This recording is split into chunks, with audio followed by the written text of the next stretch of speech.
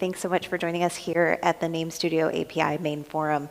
I'm excited to introduce Alan Chang, who is the VP of Technical Operations at Inspur. He's going to be speaking to us about green innovations at Inspur. Alan.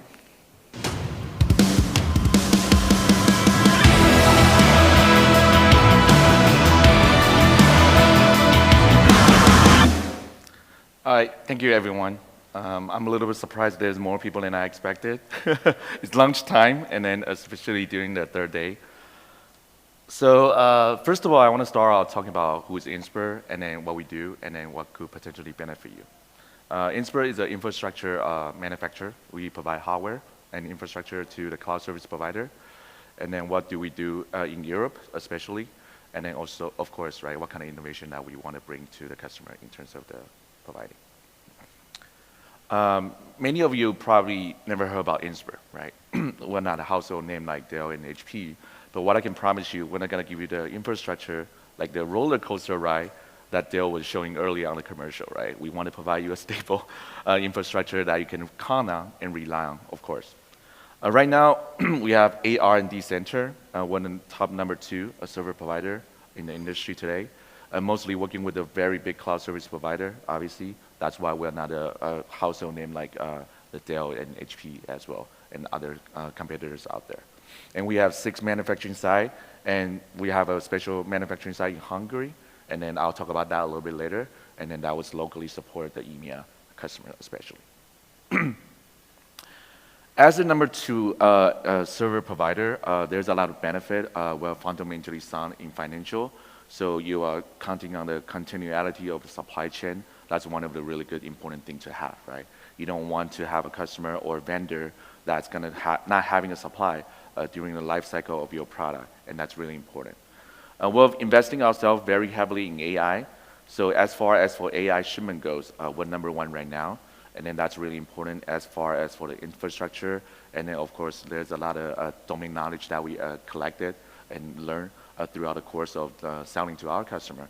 So if you need help from that end, we definitely will be the partner to work with you. And one of the things especially we kind of proud ourselves for is the ecosystem partner, right? Traditionally, there's a lot of ecosystem that's really close.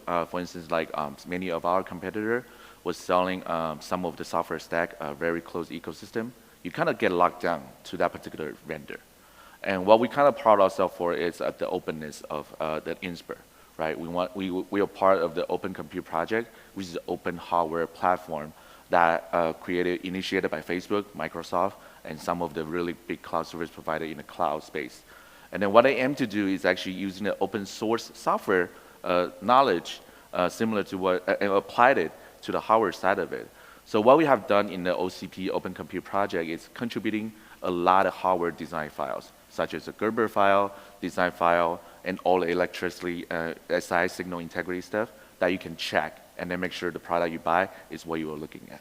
So I think that's really important. And of course, we try to work with as many as ecosystem partner, Intel, NVIDIA, and then of course on the software side, there's Citrix, Red Hat, and so forth. We just want to be as open as possible in the ecosystem and allow you to integrate into our part of the system.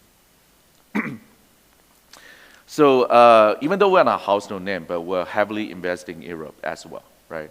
So we start out in Germany, and that's our headquarters for Europe. But as you can see on the picture right now, we have a sales office in Finland, Poland, and Paris, Italy, and pretty much all the countries that we cover.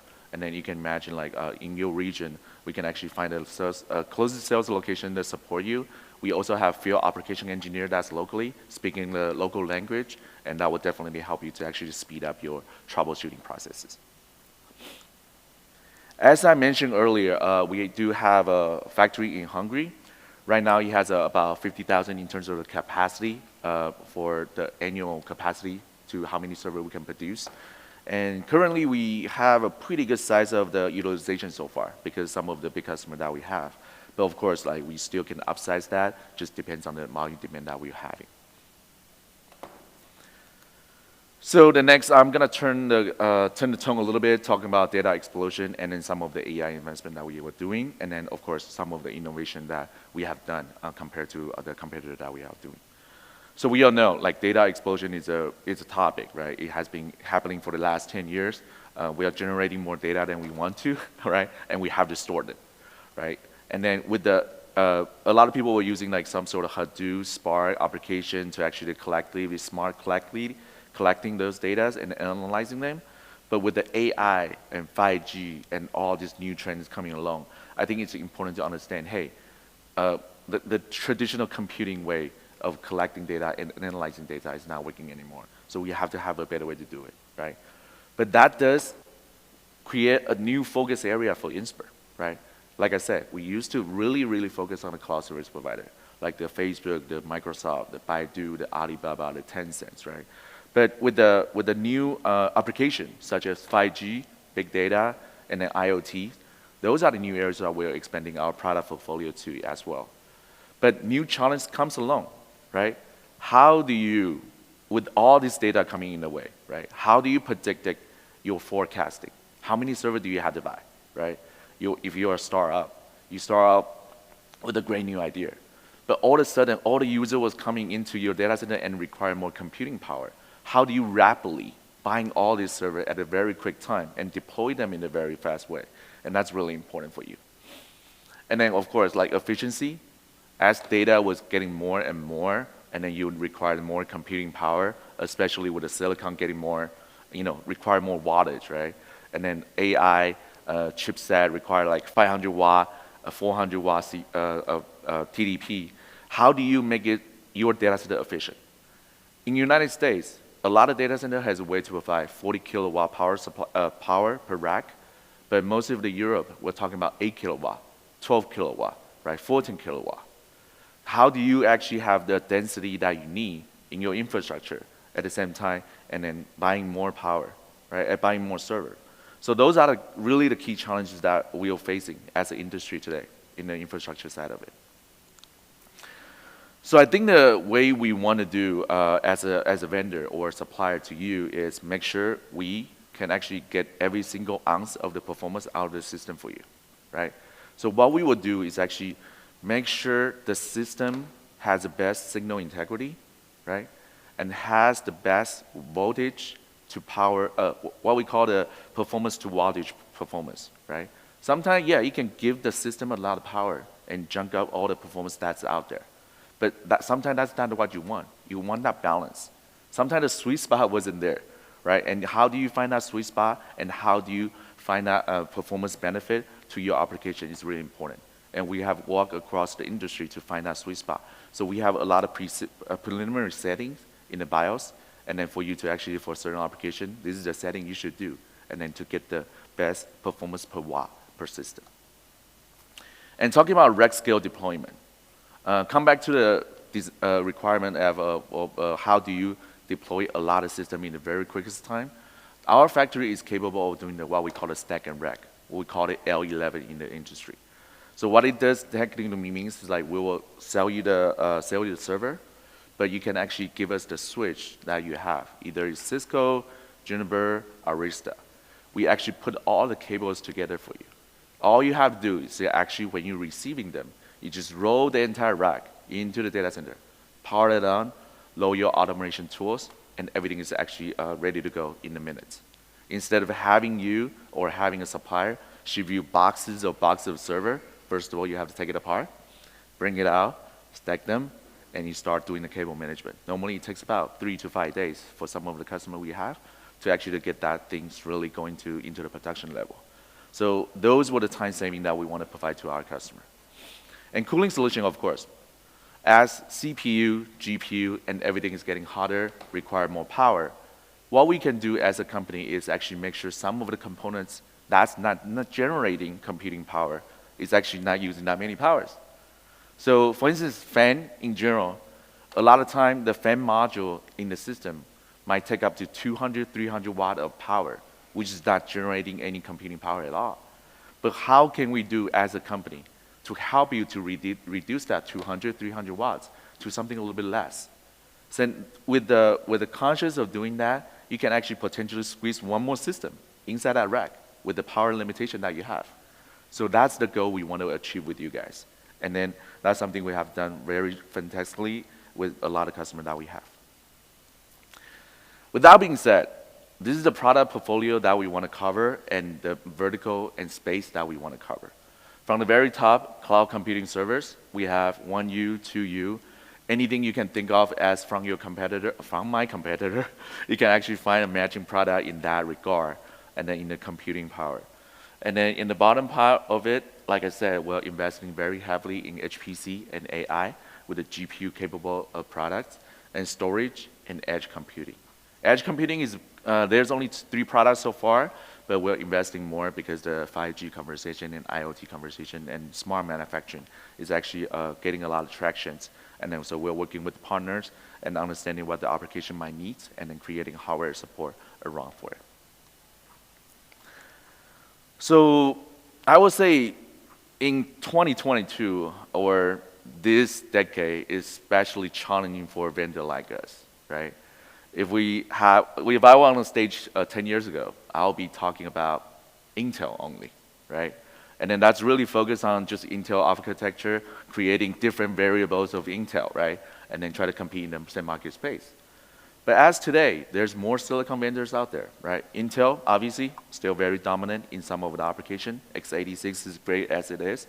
The security features, the performance, the application, the way it matches the application is really, really great. But we have to look at AMD, right? AMD is coming back with a very nice CPU silicon, and then with the performance that we'll be getting, the core count, the PCI length. And we're getting a lot of customers was actually able to buy just single socket AMD and get most of the application worked out instead of buying the 2-socket Intels, right? That's cost saving, that's an easier motherboard to design, less failure. You're not talking about UPI connection. You're not talking about there's a lot of crosstalk between CPU, new mount balances. There's a lot of benefit to having just one CPU and work it as it is. So simpler, what Da Vinci says, right? Simplicity is the ultimate sophistications, right? I think that those are the things that to make AMD really attractive. And what's more important is ARM. ARM processors become very, very getting a lot of traction as well in the cloud spaces as well. Because every day we're working on the Android phones, the iPhone, they are native in ARM.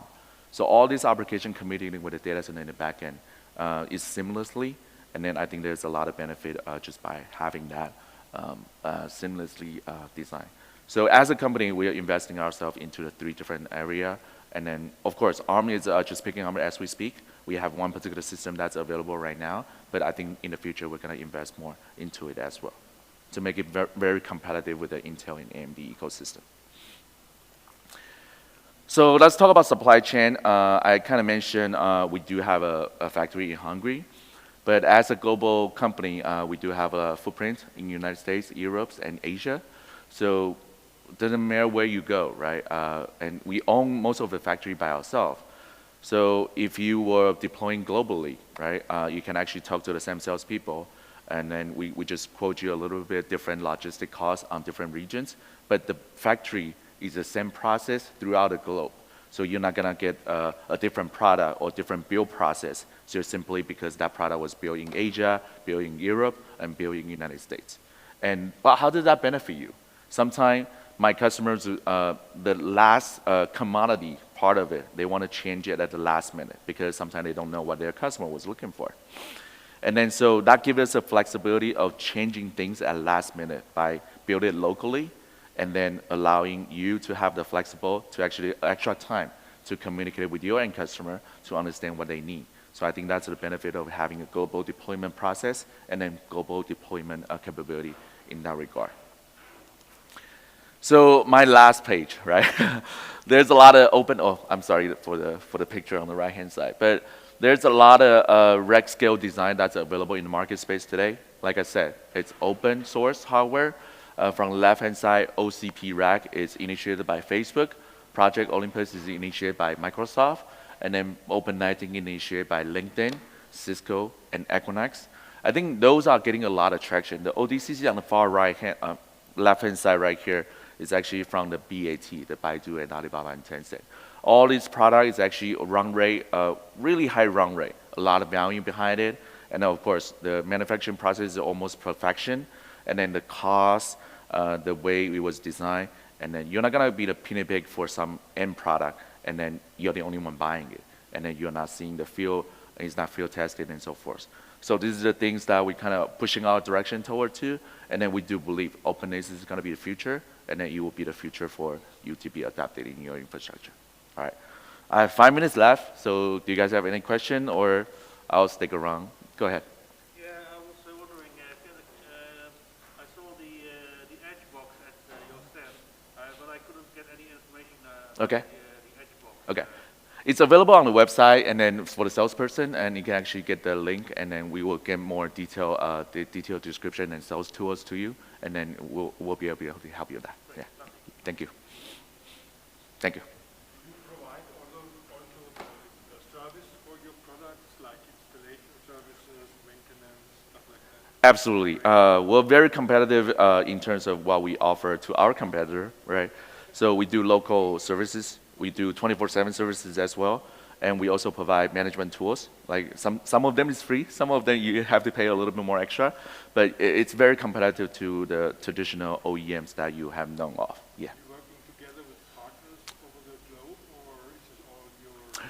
We do work with partners in certain area. For instance, in Europe, we work with a lot of system integrators and channel partners, because obviously Europe has a different regulation and all this, and then a lot of different countries as well, right? So we do work a lot with a different partner. In the United States, we kind of serve most of the customers directly, but of course, some system integrators, some channel partners, and so forth. Yeah. Thank you. Any more questions? All right, thank you for having me, and then enjoy your lunch. It's gonna be a late lunch. Thank you. Yeah.